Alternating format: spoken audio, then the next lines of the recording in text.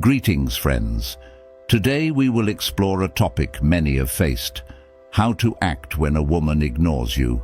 But we won't approach this from a place of bitterness or ego. Instead, we'll tap into the timeless wisdom of Stoic philosophy to maintain our self-respect, confidence, and personal growth. The Stoics were not concerned with controlling external events, but with how we respond to them internally. The famous philosopher Epictetus said, "Men are disturbed not by things, but by the principles and notions which they form concerning things." When someone ignores us, it can trigger feelings of rejection, hurt, and even anger. But the Stoic path teaches us that our troubles come not from the situation, but from our judgments. We always have a choice in how we view things. Over the next hour, we'll learn practical strategies from the ancient Stoics on emotional control, self-worth, confidence, and personal growth. We'll see how to avoid the traps of seeking validation from others and instead focus on becoming the best versions of ourselves. Even if you're brand new to Stoicism, have no fear. I'll guide you through these profound yet simple teachings using modern examples we can all relate to. We'll apply this ancient wisdom to the contemporary challenge of being ignored by a romantic interest. As Marcus Aurelius reminded us, very little is needed to make a happy life. It is all within yourself, in your way of thinking. Let's begin cultivating that way of thinking together. So settle in, keep an open mind, and explore how Stoicism's resilient philosophy can empower us when facing this all-too-common situation. The Stoic approach to emotional control.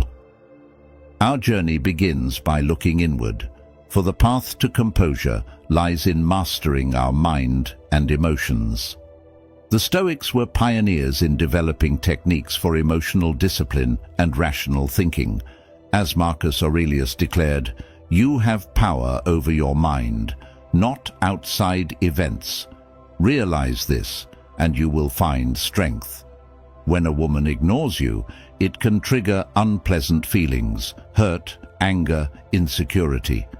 But the Stoics would remind us that these emotions originate not from her actions, but from our judgments about those actions.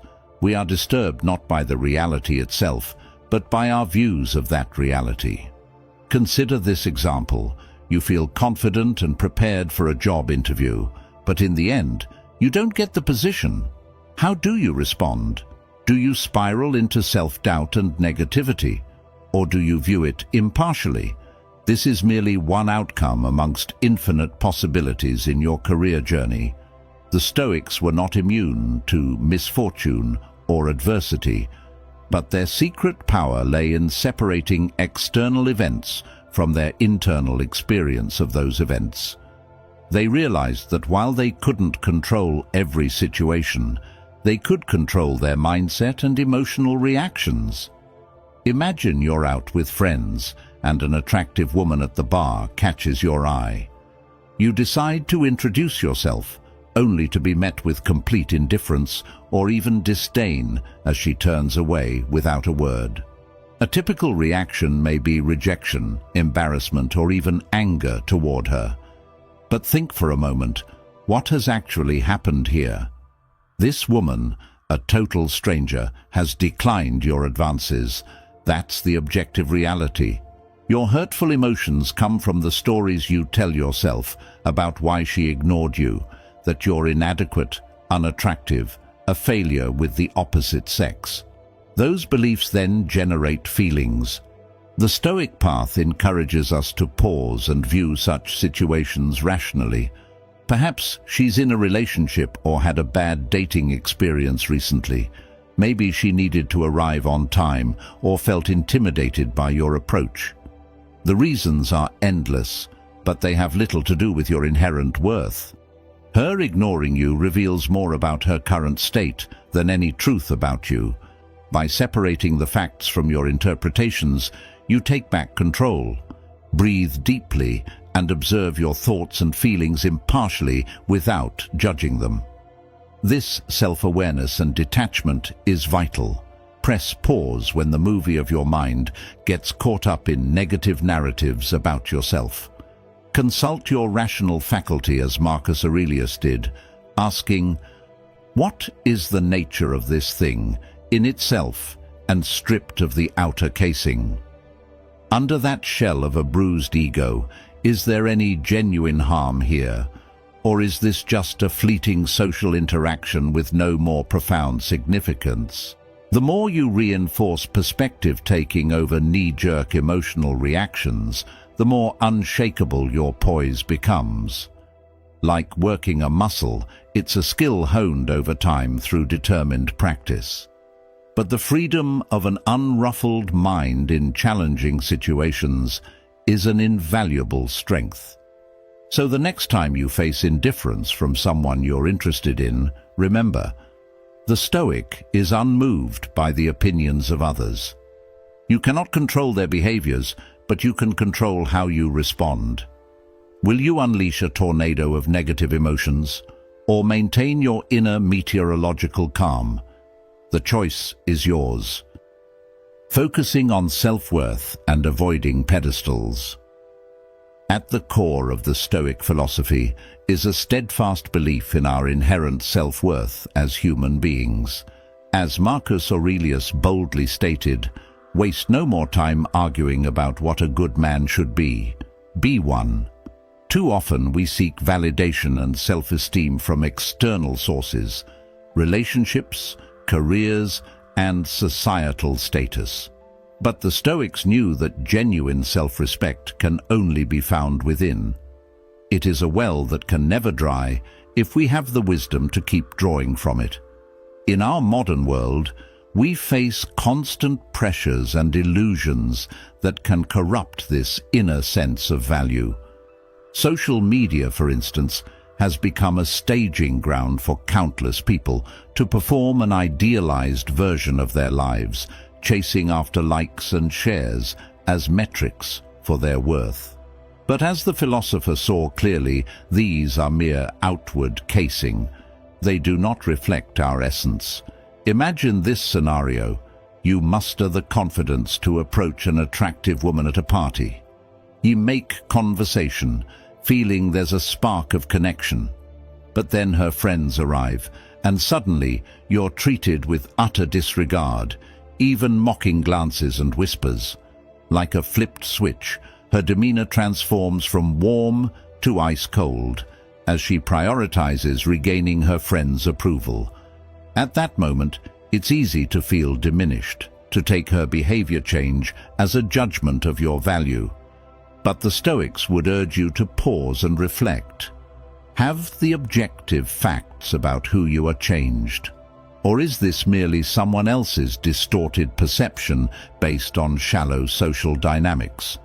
You see, when we place our self-worth in the hands of others, we become perpetually vulnerable to hurt and suffering.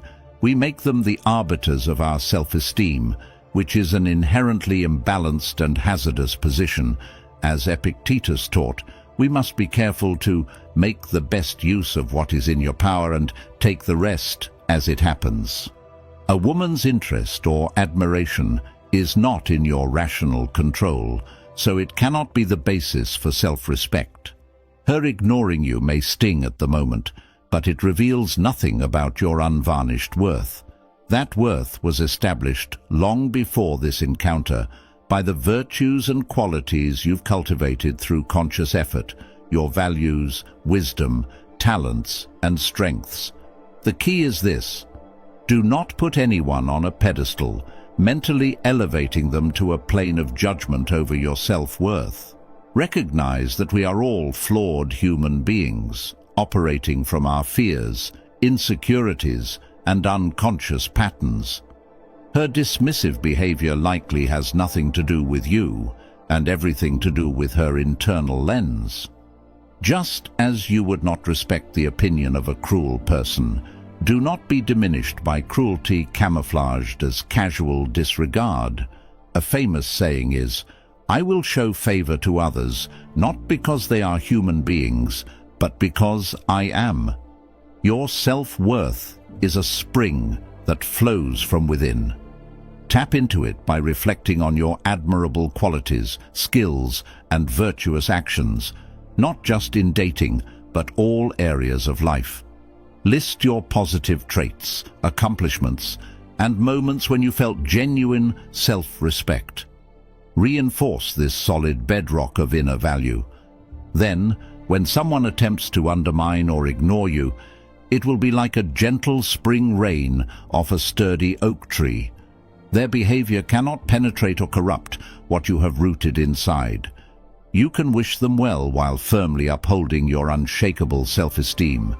Suppose your sense of worth derives from the reality of who you have diligently become. In that case, no one can make you feel unworthy with disregard or disrespect. As long as you hold fast to this inner locus of identity and value, you will be free from the seductive traps of egotism just as much as groveling insecurity. Remain calm and focused on the ethical part of yourself. Cherish this and keep it free from outrage and smear.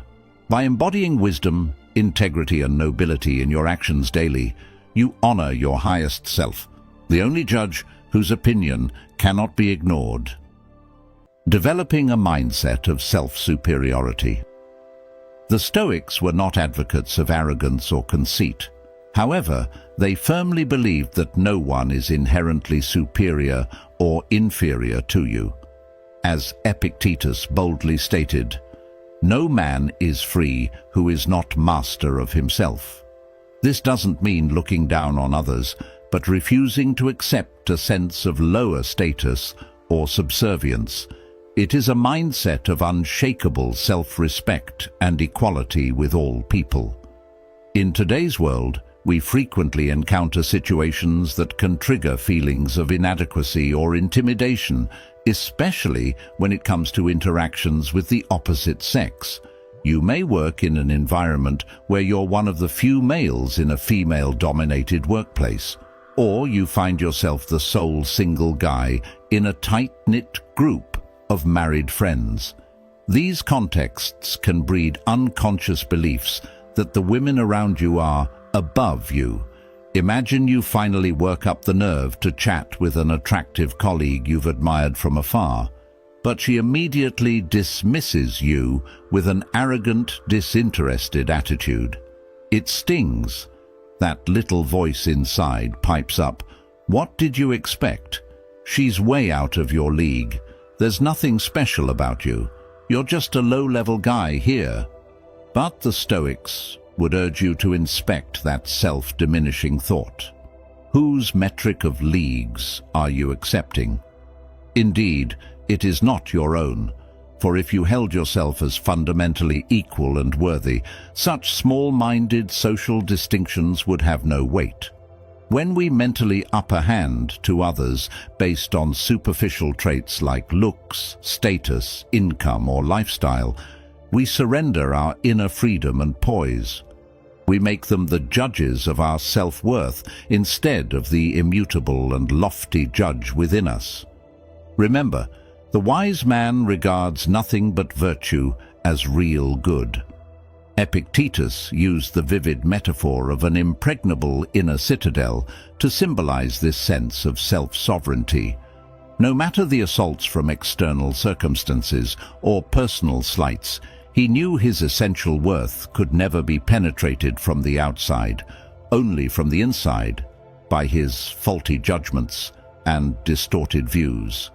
So when that colleague carelessly ignores your greetings or polite banter, realize that her behavior is akin to an outermost gate.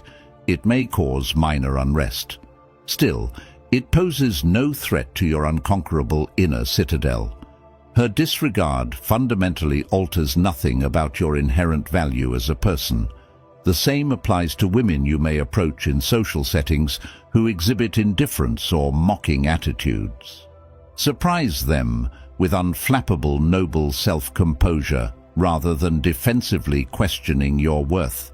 for you recognize that no one can attain superiority over your serene virtue simply through dismissive gestures or antics. Maintain your wise self-possession and self-control. This is true power. Question yourself, does what's happened either help or harm your sovereign faculty of self-governance? If not, carry on without a care. Of course, the Stoics were not immune to insecurities, anger, or hurt. They too had to continually reinforce this counterintuitive way of seeing themselves as vulnerable humans, but fundamentally noble equals to anyone who might slight them.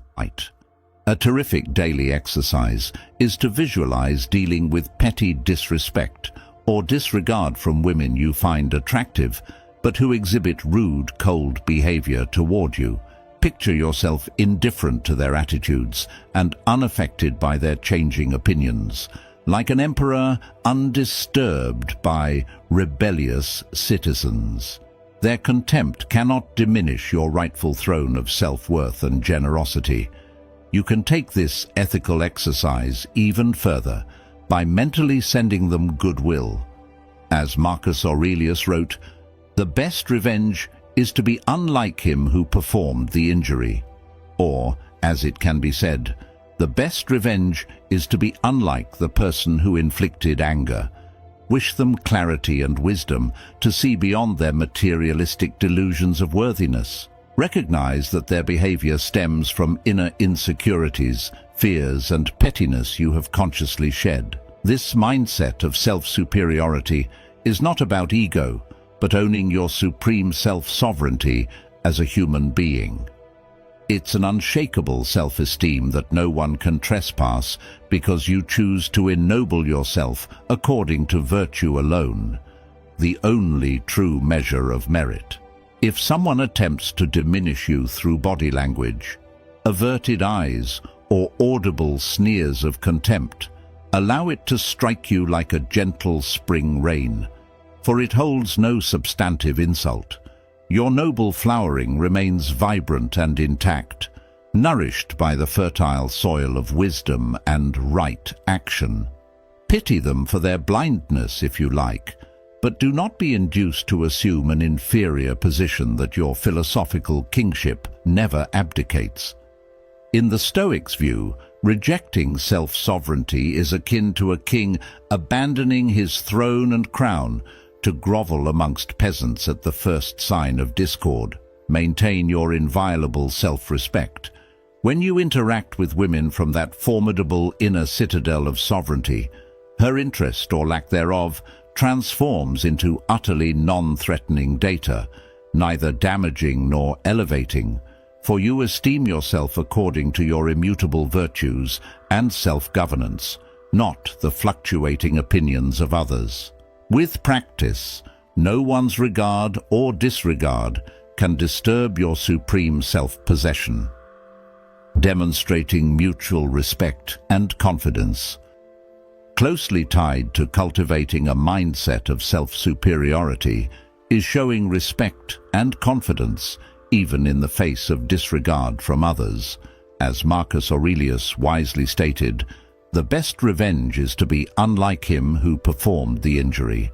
When a woman ignores you or exhibits rude, off-putting behavior, the tempting instinct is to retaliate with disrespect of your own, to punish her rudeness by acting impolitely in return.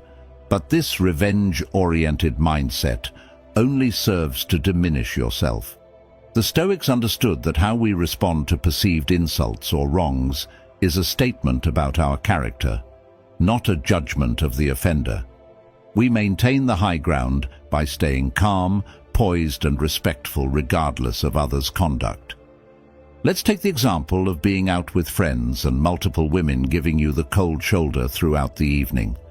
Their disinterest is practically palpable as you attempt light conversation. They prevent their gaze, fiddle with their phones, or even make subtle mocking gestures when you're not looking. In that situation, most people's egos would be stung. The urge to lash out, directly through insults or indirectly by turning away in an offended huff, could feel overwhelmingly appealing. You want them to sense your displeasure at their rudeness. But pause and consider, what is truly being accomplished by escalating disrespect? You may provide momentary catharsis for your hurt feelings, but at what cost? The Stoics believed that reacting arrogantly or contemptuously in the face of slights actually shows a lack of confidence. Remember, the less someone is troubled by insult, the stronger their character is. Actual self-assurance does not need retaliation or proving oneself in response to perceived disses. It exhibits poise and dignity, period. The wiser move is to extend politeness, respect, and an air of unruffled nonchalance, the treatment you wish to receive. Kill their negativity with profound indifference, for you realize their conduct reveals their insecurities, not your shortcomings. As Marcus Aurelius reminded himself, their souls once had the seeds of what is good. That is enough. Consider this wise advice from Epictetus. If you want to make progress, put up with being seen as ignorant or relentless when you meet with opposition from others. Expect that there will be those who, for their reasons, meet your friendly overtures with cold disregard or even ridicule. The Stoic response? Politely return respect and refuse to be thrown off balance internally. You see, confidence is an integral part of the Stoic philosophical framework. It does not stem from constantly seeking the approval of others, but from living with integrity according to your highest virtues and rational principles. As the ancient sage Musonius Rufus taught, confidence comes from leading a vigorous, truthful life. The best way to establish self-confidence is by focusing on your qualities worth believing in. It's not arrogant behavior. Self-esteem is based on your moral fiber and accomplishments. You may have worked diligently to become an expert in your career, making positive impacts. Maybe you routinely walk the talk of your highest values through community service or caring for loved ones. Or you've consciously cultivated positive traits like patience, resilience, and friendliness in the ups and downs of daily life.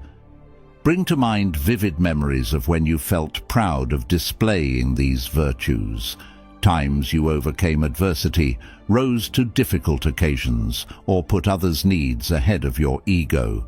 This realization of your earned self-worth, stemming from your actions rather than evaluations, will provide an unshakable foundation of self-confidence. Then, imagine carrying that well-earned confidence into scenarios where a romantic interest treats you dismissively. You contain your dignity rather than lashing out defensively or withdrawing in a huff. You don't sink to her level of discourtesy, but exhibit the poise, charisma, and graciousness her behavior currently lacks. Marcus Aurelius reminded himself, "You shouldn't give circumstances the power to rouse anger, for they don't care at all.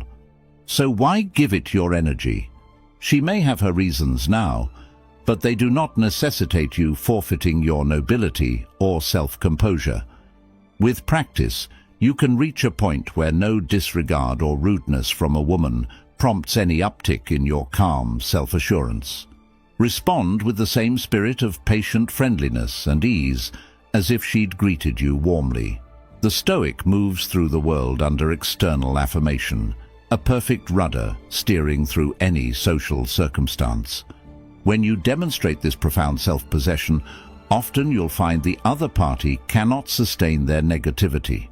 Like adding a gentle rainstorm to dry kindling, your relaxed equanimity extinguishes their small bonfires of impoliteness. The Stoics saw this as a profound form of teaching through living examples. If someone gets angry with you, respond with noble silence and tranquility.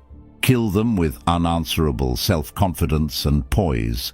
Though their ignorance may initially meet your gestures of goodwill with discourteousness, your honorable conduct models the transcendence of pettiness, Often, this kindles a spark of respect or introspection where none existed before. Of course, there will always be those too hardened ever to drop their masks of arrogance or rudeness, no matter your diplomacy. But the Stoics saw even this as potential for elevating one's strength. In Stoic words, "It is better to be impudent than to be servile." By maintaining your dignity despite hostility, you exemplify the unconquered human spirit. In summary, destroy her ego is never by mirroring disregard, insults, or negativity.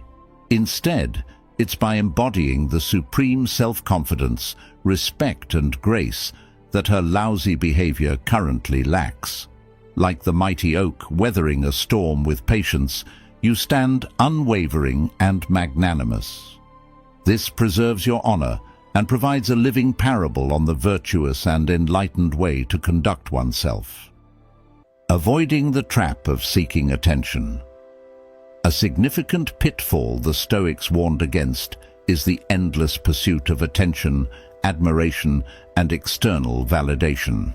As Epictetus bluntly stated, man is disturbed not by things, but by the views he takes of them. When we become attached to constantly seeking the approval of others and incredibly romantic interests, we inevitably open ourselves to suffering and disturbance. However harsh or indifferent, their shifting opinions of us gain supremacy over our inner peace. Let's take the example of modern-day social media. We're flooded daily with images of idealized lives and carefully curated selfies, all aimed at grabbing attention and approval through likes, shares, and compliments. This environment can breed an unhealthy fixation on crafting the perfect persona to garner interest and admiration. But we become enslaved as soon as we're overly invested in this relentless feedback loop. If a charming new photo gets lukewarm responses, we internalize it as a judgment of our worth. Or if a romantic interest doesn't publicly fawn over our latest profile pic, the hurt and anger well up instantly. The Stoics would urge us to step back and reflect. Have the objective facts about your inherent value as a person changed based on these temporary data points? Or are you disturbed by your attachment to others' opinions and validation? Perhaps an attractive woman you were chatting with online has suddenly gone cold, no longer reciprocating your messages with the same enthusiasm. You can't stop rereading the conversation, questioning whether a particular comment or photo turned her off. Your mind races with editorializing about what she thinks of you now. But pause and consult your rational faculty, as Marcus Aurelius did. What is the underlying reality here? In truth, all that occurred were some bits of digital text hitting or not hitting an inbox. Her willingness to keep chatting with you one day versus the next fundamentally alters nothing about your value as a person worthy of self-respect. The pain arises solely from your investment in her responses, functioning as judgments on your worth rather than simple neutral data streams to observe impartially. You cultivate an unshakable inner peace by being unattached to whether those messages ding. The Greek philosophers frequently use the vivid metaphor of an immovable rock weathering the ocean's stormy waves. A woman's periodic ignoring or ghosting may feel like a battering force against your sense of self at the moment. But like that rock, you can remain unwavering and unaffected by consciously separating her behavior from your core solidness. As Seneca advised, begin at once to live and count each separate day as a separate life. When you view her interest or disinterest through this wide-angle lens, it loses all power to disturb you. Her attention is simply one data point in the vast expanse of your life's journey. The Stoics also warned that by incessantly seeking the affirmation of a romantic interest, you inadvertently elevate them to a pedestal that makes genuine connection impossible. you have instantly created uneven footing where they perceive themselves as superior and you as subservient or needy. Consider a scenario where you match with an objectively beautiful woman on a dating app. Almost immediately, your focus narrows to deeply analyzing every tiny interaction. Why she didn't immediately respond to your opening line? What her one-word answers might indicate about her interest level. Obsessing over what photos and comments will maximize her admiration. But through this hyper-vigilant lens, you have already surrendered the solid ground of self-respect and confidence. By unconsciously putting the stakes of her attention on such a lofty pedestal, you drain interactions of their natural ease. She can sense this needy, approval-seeking energy, which makes genuine letting down of barriers difficult. The wiser move is to maintain an unflustered spirit of nonchalant self-validation. In Stoic words, the highest good is a mind unmoved by injury. Remind yourself that her ultimate judgments have no bearing on your worthiness. View her interest or disinterest with neither joy nor sadness, but serene impartiality. When you emanate this grounded, easygoing presence free of neediness, you create the welcoming conditions for an authentic connection to blossom, or not potentially. But your sense of self-worth is never held hostage by her opinions or involvement. The Stoics saw this detachment from external adulation as the ultimate affirmation of oneself and all humans' fundamental equality. By seeking contentment strictly from leading a life of utmost integrity and virtue, no one wields power over your sense of completion. An old philosopher eloquently said, "Discard the cravings and fears that extend outwards, and assimilate yourself into the great consciousness." This great consciousness refers to the perfectly self-contained and unwavering mind that needs nothing beyond its cultivation of wisdom and right living. After all, when you reflect honestly, how much substance or permanence do the affirmations or disaffirmations of others honestly hold? Their attentiveness and praise are excellent when present, but inevitably faces are forgotten and infatuations fade. You chase an endless and unsatisfying cycle by anchoring your self-respect to this passing stream of image and ego. But root your sense of inner completion within your steadfast commitment to virtuous thoughts, words, and deeds each day. Now you drink from an eternal wellspring. No temporary attention or lack thereof can upset that reservoir. In Stoic words, the great thing is to guard your mind from that external distemper. When a romantic interest suddenly ghosts or ignores you, your mind will naturally understand why and ruminate over what opinion they've formed of you. But the disciplined Stoic allows those distempers to pass indifferently, like clouds moving through an unchanging blue sky. True, this path of detachment from external approval involves diligent practice and retraining of old emotional habits, but in doing so, you liberate yourself from the exhausting strings of perpetually seeking attention and validation from others. Your sense of self-respect and inner peace becomes inviolable, imperturbable, and often maintaining composure and self-possession in the face of disregard ironically sparks more admiration and intrigue than seeking approval through antics. As Stoic said, their egos are like so much smoke dissipating into air. Let them dissolve back into themselves. Pay them no mind.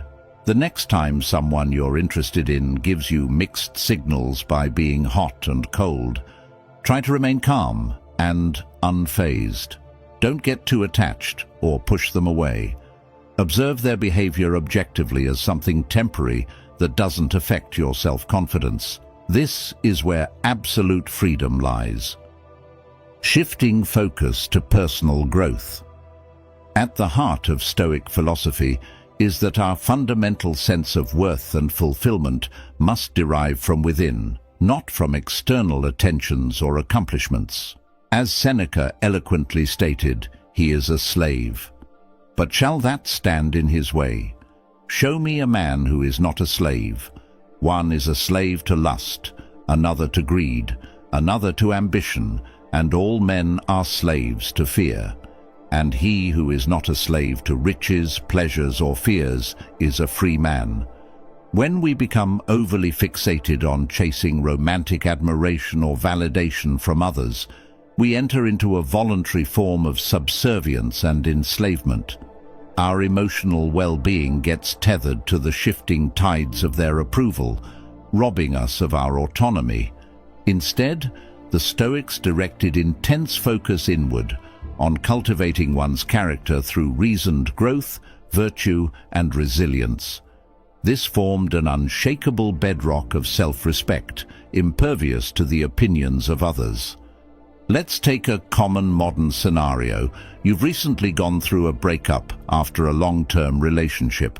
In the aftermath, it's tempting to seek ego-soothing and a quick salve for your bruised self-worth by avidly pursuing new romantic entanglements. You might download dating apps or put yourself into overdrive at social events, desperately overcompensating for the loss and rejection you feel. But this rush towards evidence of your revalidated mate value only reinforces your rootless attachment to external affirmations. Each match or flirtatious interaction becomes elevated to undue importance for your self-esteem, setting you up for future cycles of elation or devastation based on their shifting tides of interest. The Stoics would urge a different path, looking inward to strengthen your self-provided sources of worth and fulfillment. As Seneca wrote, there is no nobler or more difficult task than the pursuit of virtue. For it is not enough to learn virtue, you must also put that learning into practice. So rather than seeking worth from fickle romantic entanglements, invest that same energy into the growth of character and personal development. Take up a stimulating new hobby or artistic pursuit you've always wanted to explore. Read philosophical wisdom and challenge yourself to live more deliberately according to your highest values. Or make a concerted effort to strengthen your physical and mental health through exercise, mindfulness, and nutrition. The aim is not perfection or even outward acclaim. It is simply about diligently nurturing activities, mindsets, and skills that elevate your sense of purpose and unbreakable contentment from within. Much like tending to a private garden, you take quiet pride in its beauty blossoming due to your loving efforts, regardless of any outward observers. As you develop this grounded sense of self-actualization, you no longer hunger for outer sources of validation or self-worth. A casual flirtation or dating mismatch neither defines your identity nor rattles your sturdy equanimity. After all, as Marcus Aurelius reminded himself, take full account of what excellencies are, and don't let the persuasions of others distress you if you fail to satisfy the ignorant who judge you by false standards. Choose to satisfy your nobility first. Now, that's not to say you should entirely avoid situations where a romantic interest may arise. The Stoics believed in the virtuous pursuit of love and companionship, but they would advise against making it the fixated be-all, end-all for your sense of inner peace. Imagine you attend a social gathering filled with unfamiliar faces, the perfect scenario for an inspirational meet-cute movie scene. But rather than walking in, radiating a thirsty, needy energy of desperate desire for connection, focus instead on how to embody the Stoic virtues you've deliberately cultivated. Can you exemplify patience, openness, and composure while initiating witty, inquisitive conversations? Do you uphold your dignity and genuine friendliness if met with disinterest or indifference? And by centering your confidence in the person you've methodically molded yourself into, would you be unflustered by any individual interaction's outcome? You might unexpectedly connect with someone on a genuine level when you are confident and secure in yourself. But even if that doesn't happen, you'll go home content, knowing that you've lived true to your beliefs and don't need anyone else's approval to feel worthy. This path of deriving wholeness from within takes diligent practice and reprogramming of old habits. Too often, our pleasure and pain centers have gotten habituated to seeking validation hits, like lab rats pushing a lever for brain stimulation. Just as addictions to things like social media trigger releases of dopamine, getting attention from a romantic interest provides temporary gratification that our psyches then crave. However, the Stoics advocated systematically loosening these behavioral shackles and shifting our fixations away from impermanent external rewards. As Epictetus said, "You are merely a paltry soul carrying around a corpse." Strip away the bodily and social status signifiers and realize there is an aspirational core of purposeful essence longing to be prioritized. Marcus Aurelius similarly advised the regular practice of separation of mind from bodily form through present-minded reasoning. For example, if turned away by a romantic prospect, mindfully observe from a distance perspective any pangs of sadness or self-doubt that arise. Do they arise from your bodily cravings and sense impulses, or your immortal intellect, which remains inviolably whole? By developing this mindful separation as a muscle, you teach yourself to no longer identify wholeness with the transient attention of others. You return to the citadel of balanced reason and self-actualization that forms your most accurate core fulfillment. Ultimately, the Stoics saw this pursuit of virtue and knowledge as the highest pursuit of human beings, the source of lasting contentment that renders trivial the day-to-day whims of romantic attraction.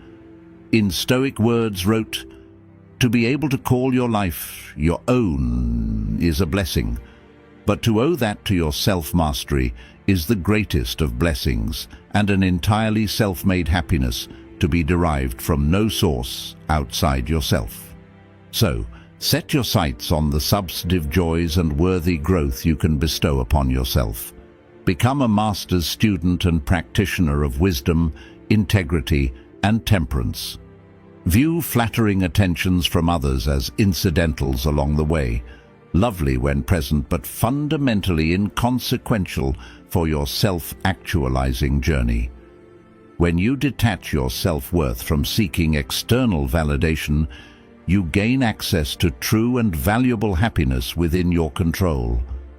Being free from the need for approval allows you to attract genuine connections or to continue growing independently with joy. Showing emotional strength and resilience. One of the core practices prescribed by Stoic philosophy is to remain firmly anchored in the present moment, unmoved by the turbulence of the past or anxieties about the future. As Marcus Aurelius sagely advised, confine yourself to the present. When a woman ignores or rejects you, it's natural for the mind to instinctively churn over what happened and what it may portend. You may ruminate endlessly about why she lost interest, beating yourself up over what you did wrong.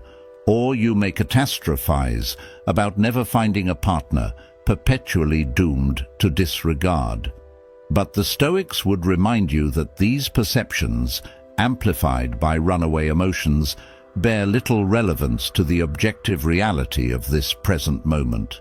By staying calmly rooted in the immutable now, you neutralize much of the suffering created by subjecting yourself to mental time travel. Let's take the example of a difficult situation at work. You muster the confidence to chat with an attractive female co-worker, only to be met with cold dismissiveness and arguably rude indifference. Your friendly overtures are ignored or shut down with clipped responses as she checks her phone or looks away. For most people, the emotional byproduct of this encounter would linger toxically. Feelings of inadequacy, anger toward her, self-doubting playbacks of all your comments. This toxic mental stew could dominate your inner realm for hours or days afterwards. Every replay rekindles the sting, compounding the misery. But pause and ask, what part of this exhausting emotional fallout has any bearing on the objective facts of this present moment? The awkward social interactions have already passed. She has retreated to her sphere, likely unburdened by any extra psychic baggage. So why lug it forward into your precious reality, moment after moment? The Stoics considered this a profound form of self-inflicted suffering. As Seneca wrote, we are more often frightened than hurt, and we suffer more from imagination than from reality. By allowing your mind's discrimination faculty to become engulfed by churning impressions and stories about the past interaction, you actively create an experience of pain detached from any factual threat. Imagine that right after her curt dismissal, you intentionally exhaled and released the whole mental event, like a breath dissipating into the ether. Though the feelings may have momentarily stung, you centered yourself in this new reality where she resides on the periphery, and you remain sovereign. This relaxed presence is what the Stoics termed apatheia, a state of unruffled equanimity where one's tranquility allows for clear judgment, unclouded by emotional disturbances. From that locus of self-possession, you make a thoughtful assessment. Her behavior likely had roots in her insecurities, workplace politics, or passing stresses that fundamentally had nothing to do with you. Then, you promptly shift attention to the next square on the chessboard of your life.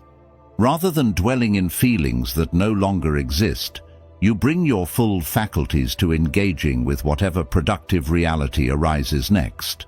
It's time to refocus on an important project, or maybe you'll reach out to a friend with whom you've meant to catch up. The Stoics were indeed not robots devoid of emotions. They understood that reactions like hurt, anger, and disappointment were inevitable human responses, especially to perceived insults or rejections. The aim was never to eliminate natural emotional responses, but to refuse to supply them with repetitive storylines and mental airtime that could turn them into cyclical sufferings. As Marcus Aurelius wrote, "The universe is change, our life is what our thoughts make it." By staying rooted in eternal, now uncomplicated us, less imaginings, one could experience emotions while being utterly unencumbered by them. They come, they go, and the moment remains. With committed practice, you can reach the point where hurtful encounters like that rude co-worker elicit as much inner ruffle as a mild spring breeze brushing your face. You feel the sensations, let them pass, and sail forth like a steady ship into the next moment with no emotional barnacle weighing you down. This emotional resiliency and strength stems from a core Stoic precept that while we may not control every external circumstance, we have dominion over how we respond internally. No one, however callous, has the power to disturb our peace of mind without our cooperation forcibly. As Epictetus declared, it's not what happens to you, but how you react to it that matters.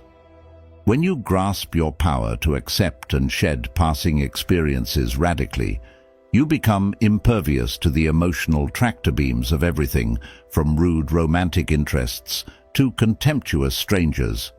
You see, our feelings often derive not from objective reality itself, but the subjective narratives we rapidly construct to explain and contextualize events.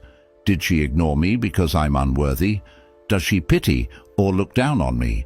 More than the neutral facts themselves, these interior fictions generate the most potent stresses. But the Stoic remains coolly untriggered. assessing each situation through the filter of their highest reasoning and owning their response. If you've genuinely displayed virtues like confidence, goodwill, and dignity, a person's disregard reflects more about their character deficits than any truth about yours. In this way, the emotionally strong individual provides an admirable counterpoint to the seething cauldron of pride and reactive dramas of those lacking self-mastery.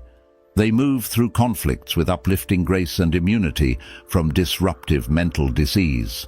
So by all means, feel the initial pangs of disappointment, frustration, or even anger in moments of disregard or rejection.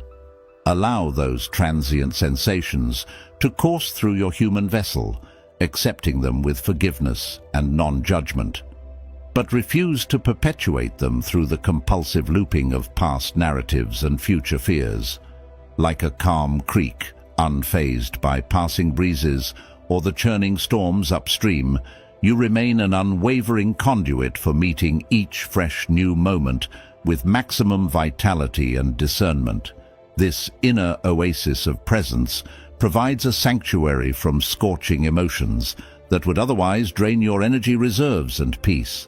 You stand refreshed, renewed, the embodiment of that most attractive human trait, soul-deep composure. Ignoring her existence and creating intrigue. The mind is a powerful force. As the Stoics knew, our thoughts and focus quite literally shape our experienced reality. Marcus Aurelius eloquently put it, "The soul becomes dyed with the color of its thoughts." When we allow our internal energies to become consumed and dyed by thoughts centered on one particular woman's attention or admiration, we undermine our sovereignty as individuated beings walking our path. Perhaps you've experienced this feeling. You notice an intriguing woman at a social gathering, in your workplace, or running mundane errands. Suddenly your focus narrows to her like a laser, scanning for potential interest or receptiveness. You play out imagined scenarios in your mind, evaluating whether and how to make an approach. You've given up your sense of control and self-assurance by becoming fixated on that one thing. Your satisfaction now depends solely on whether she responds to or rejects your feelings. In the process, you've lost an essential part of your self-respect and authority over your path in life. The Stoics understood that there is profound transformative power in the opposite approach, radically accepting the object of your desire's irrelevance to your worth and proceeding through life unhunted by the need for their acknowledgement or approval. On a philosophical plane, this detachment from approval-seeking represents the highest form of self-actualization. You alone determine your value. It cannot be undermined or reinforced by the mere impressions of others. With your locus of validation turning inward, you become emotionally impervious to the shifting winds of attraction or disinterest. Practically, such poise and unreactive assuredness have an intriguing effect, with the incredible strength to carry forth through life, unburdened by whether one person flicks their lures back or ignores you entirely. There emerges an unmistakable essence. Confidence gravitates toward confidence. Let's consider a modern example from the world of celebrity culture. Why do personalities like Keanu Reeves or Larry David capture such fascination? Partly it's because of their apparent nonchalant self-confidence. You feel like they navigate life without being influenced or worried by other people's opinions or judgments about their status. Their indifference to public opinion creates an intriguing allure. Imagine spotting a woman at a party. She's gorgeous and exudes confidence. You feel a natural urge to connect with her and elevate yourself in her presence. However, instead of fixating on how to approach her, you consciously choose to adopt an attitude of radical indifference.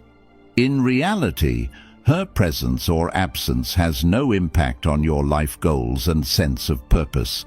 She is completely irrelevant to your current personal journey and emotional state.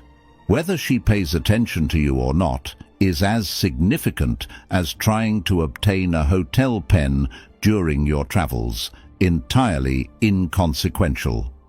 From this locus of unreactive impartiality, you proceed through the social gathering with a refreshing poise and freedom. You laugh authentically with friends, immersing yourself in the experience rather than perpetually scoping the periphery for her interest. You emit the magnetic confidence of a person whole unto themselves, and often, through the strange gravity of such self-assuredness, you'll find the object of your passing fancy inexplicably orbiting into your sphere.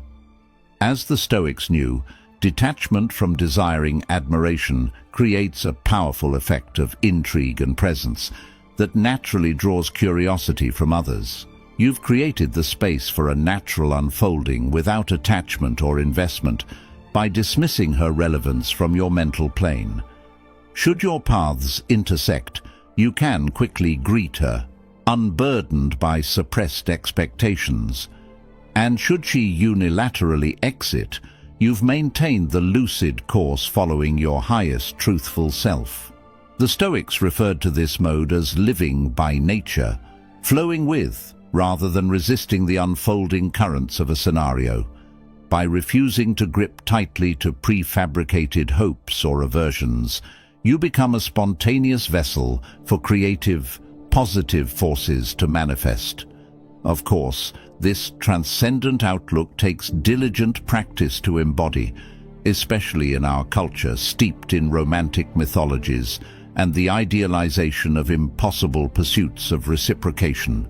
Our psyches get easily hijacked by intrusive thought loops, valorizing or objectifying perceived prospects on a pedestal. But with the Stoics' philosophical toolkit of self-realignment, we can rewire those habitual fixations into flashes of observation without attachment. We fully acknowledge the physical attractions and approach invitations that may arise while remaining resolutely unbound from any mutual engagement or interest requirement. The self-possession is the essence. As Marcus Aurelius reminded himself, "Give yourself a gift, the present moment, masterfully handled." They discourage your desires for anything great or generous, but only deny yourself this satisfaction. You reserve your undiminishing dignity and present-mindedness by staying utterly unperturbed by whether your desires spark to fulfillment or rapidly extinguish. The allure has shifted, for Intrigue herself becomes enamored of those who already go magnificently attended by their wholeness. In the vast, open, non-reactionary field of the Stoics' calm presence, potential connections with romantic prospects arise spontaneously when meant to, but like all ephemera, they can exist without grasping or requiring. You move undiminished, radiating the compelling artistry of a life imbued with profoundly satisfying purpose. Ultimately, as Seneca proclaimed, there can be no greater blessing has been granted anyone than self-mastery. In radically ignoring others' very existences to determine your path, you've achieved the highest expression of confidence, not the explosive powder of ego, but an inextinguishable inner light emanating dignity, wonder, and truly empowered selfhood. Increasing your value through self-improvement.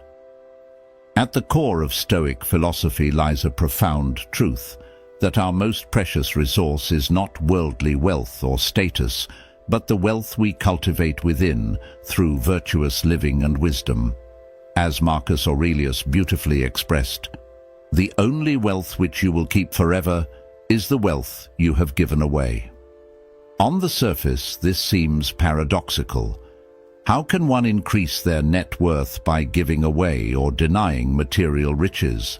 But the Stoics recognized that the treasures which elevate and liberate the human spirit are ones we must continually bestow outward through our actions and way of being. Acts of kindness, resilience, integrity, courage, temperance, these are the incorruptible wealth that enshrines an individual's character and forge their worthiness from an inner wellspring of virtue. And the more we live by these supreme ideals, the more solid and self-assured we become in the face of life's inevitable setbacks and shallow judges.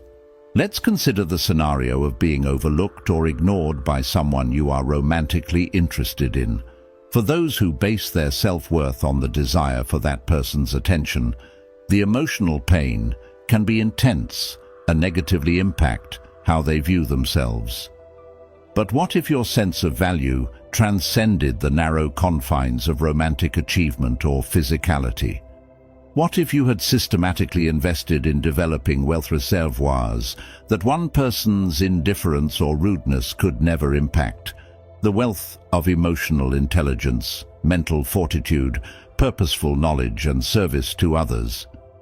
Then, likely, while you may feel a tinge of natural disappointment at the rejection, your core remains stubbornly unaffected.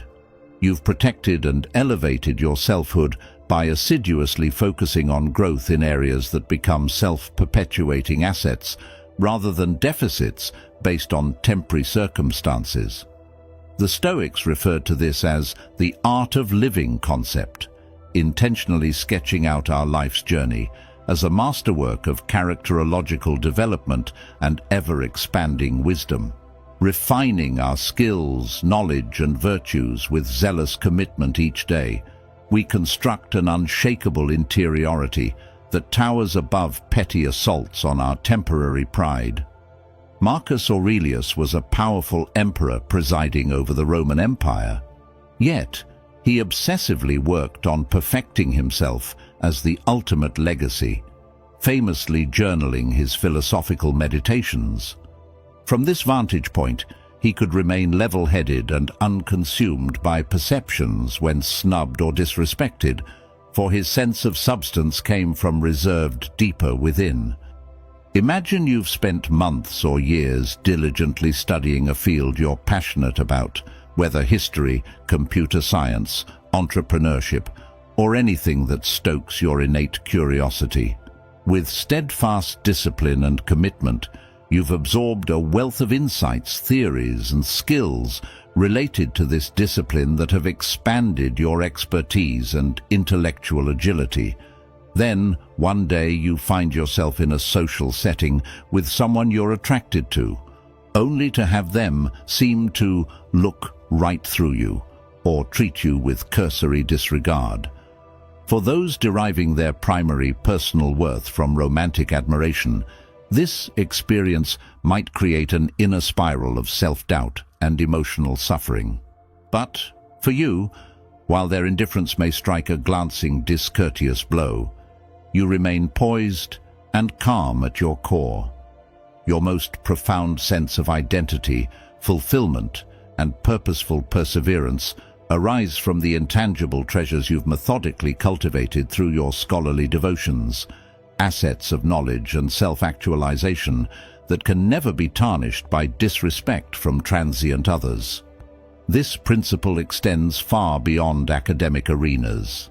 It could encompass developing emotional intelligence skills to become a world-class listener and nurturer of loved ones AC, achieving mountainous feats of willpower through fitness regimens and physical mastery, or devoting oneself to a craft or art form that demands continually refining creative capacities. Any domain that stretches our tolerance for struggle demands transcendental growth and imperiously commands our integral essences to rise and be enlightened. This is where the truest wealth of personhood gets painstakingly minted. The Stoics knew this essence intimately. They knew the unconquerable value radiates from the interiority we've excavated and adorned as sovereign self-authors, not the externally assigned merits we ephemerally rent. This is not to say the Stoics rejected pursuing excellence in worldly attainments like career, social status, or even classical beauty regimens. But they understood these achievements as more akin to delightful accessories adorning the substantive soul sufficiency they'd intentionally forged as their life's masterwork through discipline, restraint, and radical self-honesty. For example, let's take the arena of skill building and career excellence. Imagine you've worked diligently for years to become one of the preeminent experts in your field. You may be a respected surgeon, having logged thousands of hours honing your skill and procedural knowledge. Or you're an educator steadfastly developing innovative teaching methods that tangibly uplift your students.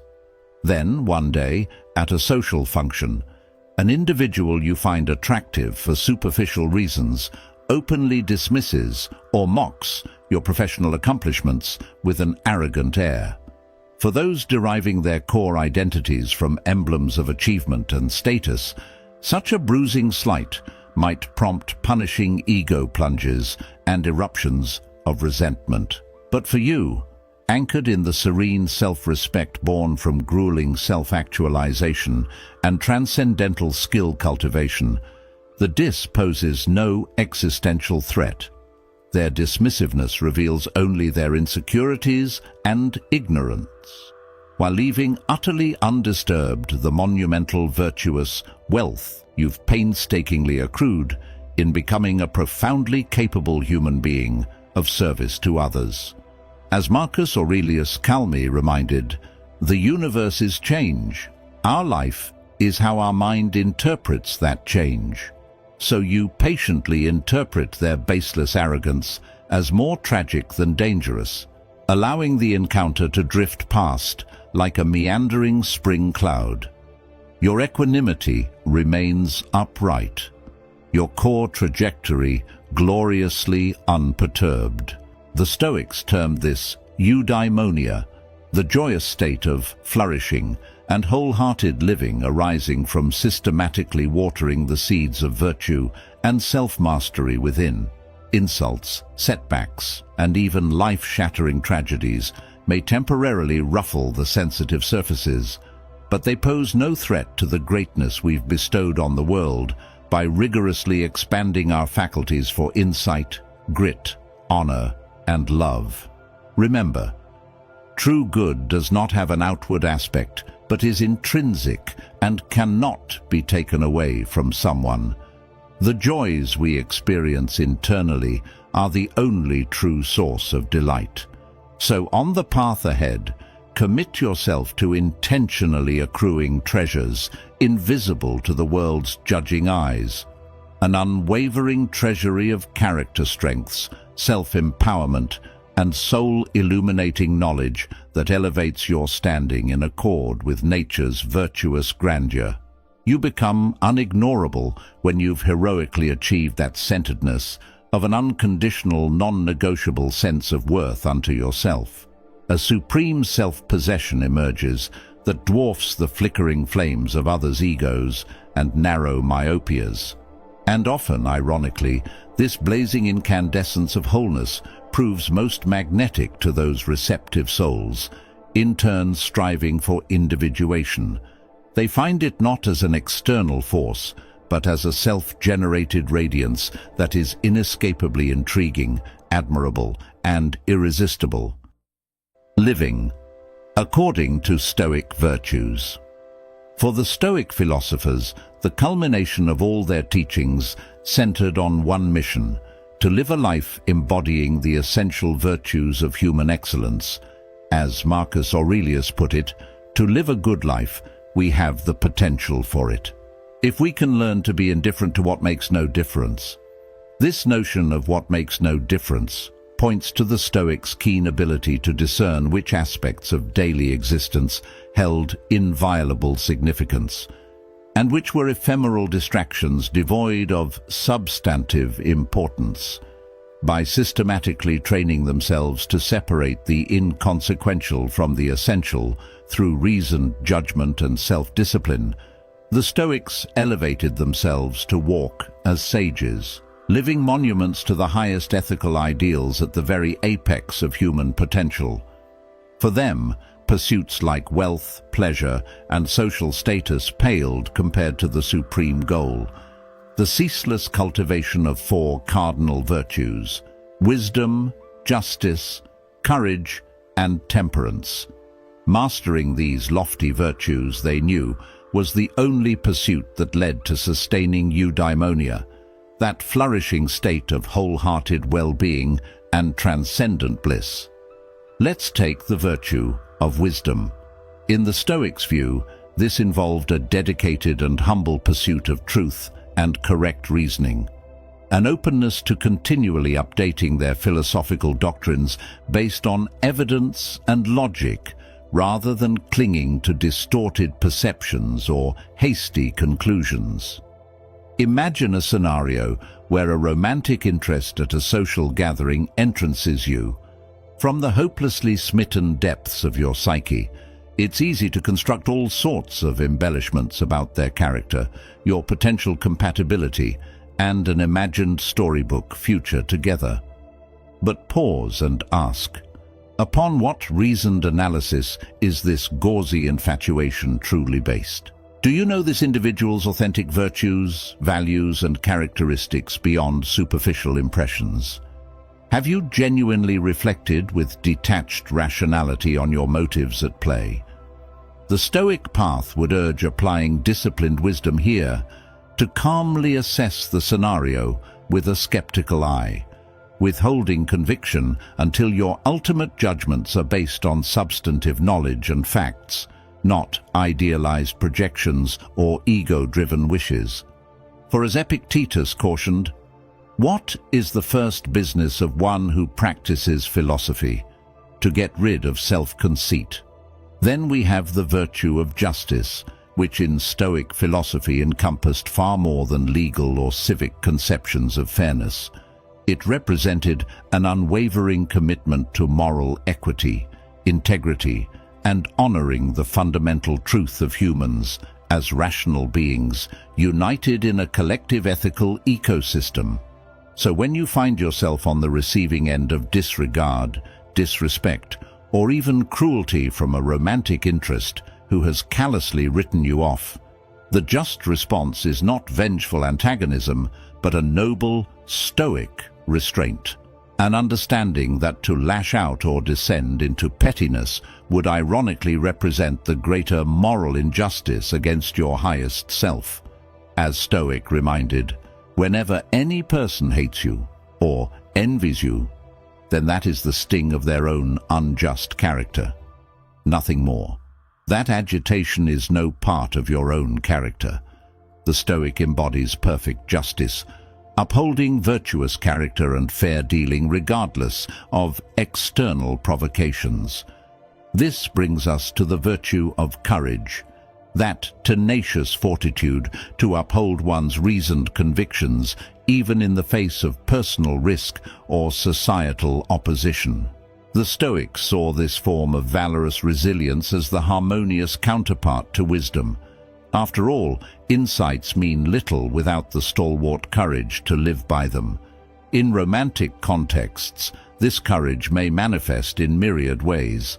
The willingness to honestly voice your interest to someone you find compelling despite the risk of rejection. The fortitude to remain butchered in your unflappable self-esteem, even if met with cruelty or ghosting. The audacity to unapologetically walk away from manipulative, toxic entanglements that corrupt your integrity. As Marcus Aurelius reminded himself, the universe is change. Our life is what our thoughts make it.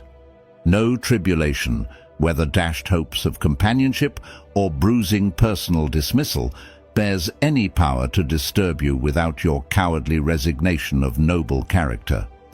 Finally, we have the virtue of temperance or self-discipline. The Stoics saw this as an essential human capacity to regulate harmful impulses, desires, and emotional excesses in service of higher reasoning. After all, insight and courage quickly become possible with the will to constructively channel them. You may be inclined to obsessively dwell and lament over a potential romantic interest, who blatantly ignored your conversational overtures. You might compulsively ruminate on what went wrong or hatch plots to win their attention and regard. But the Stoic path of temperance demands asking, what actual truth governs this situation?